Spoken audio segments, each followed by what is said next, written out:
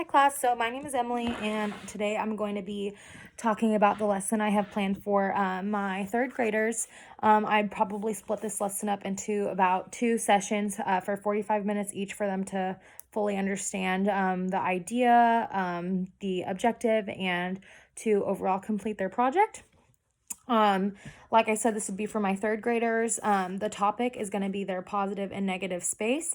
And the objective of this lesson is for students to demonstrate the elements of art in terms of space, both positive and negative spaces. And then students will also demonstrate understanding of shading techniques, use of acrylic or watercolor paint, oil pastels, etc. So the materials needed for this are going to be cardstock or canvas, acrylic paint, watercolor, oil pastels, and pencil.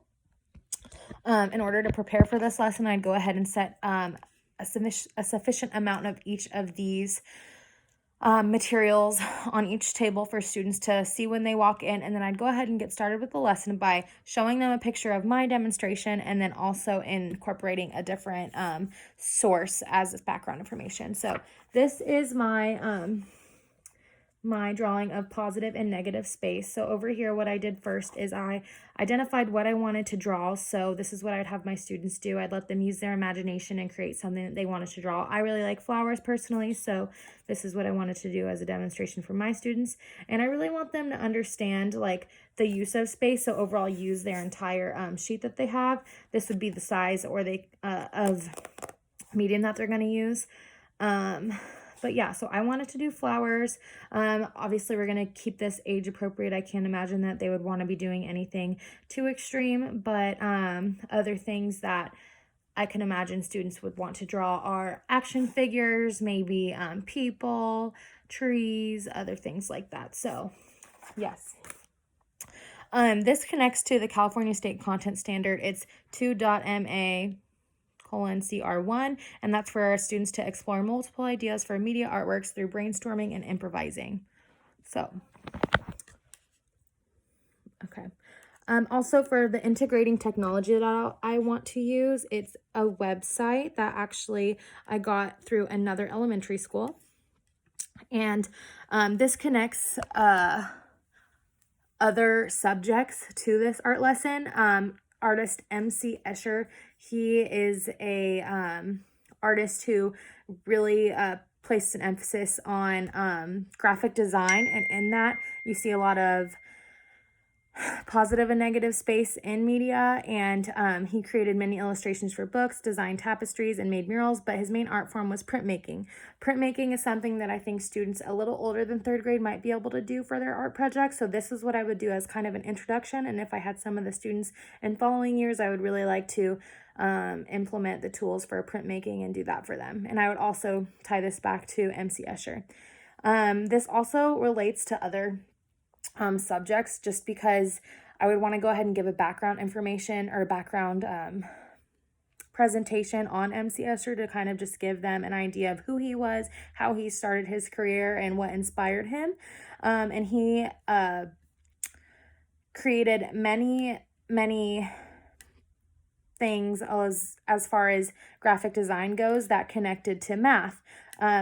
His art shows his strong interest in math and geometry, and many of his illustrations are called telestrations, which he called regular divisions of the plane. So essentially they're like puzzle pieces fitting together, and that's kind of how what it looks like in this, how it looks like it's one big puzzle piece fit together, because not everything is in color, or specifically for this one, it's black and white, but everything looks like it fits like a puzzle. Here are just some examples of MC Escher's artwork that I'd show to my students. I'm not sure if y'all can see that, but here, let's just scroll down. And then right here, here's a video that I would show as just kind of a background. I'll give y'all a little snippet of this. This is graphic design. And the amazing thing about MC Escher is that he represents the perfect coming together of mathematics and art. These are two different worlds, but in his work they're brought together as one. Born in the Netherlands in 1898, Moritz Cornelius Escher had no formal training in mathematics. He began his professional life as a graphic artist, making woodcuts and lithographs. As a young man, while visiting the Alhambra in Spain, He became fascinated by the geometric decoration of the Moorish tiles. It would be a defining moment for Escher as an artist. From then on, he would spend much of his life experimenting with an area of mathematics known as tessellation. So that's just a brief intro into the lesson that I would demonstrate. Also, if you scroll down here on this website, this is what I'd like to show to my students. Here is an example of Escher's artwork as far as positive and negative space goes, and what I would want my students to take away from this lesson, because this is what essentially their lesson is going to be, or their artwork is going to look like. So if we just take a look right here, we've got a tree. Again, this is what I said, a good example of what I hope my students will present to me as an option to do, that really encapsulates positive and negative space. And this is another great example. This looks like not a chess piece, but something along those lines. And I think this would be really I'd probably give this project a 100% just because of its technique. You have some shading technique right here. I like the use of color. I like the use of space. And it overall sets the tone for completing the objective and the use of positive and negative space.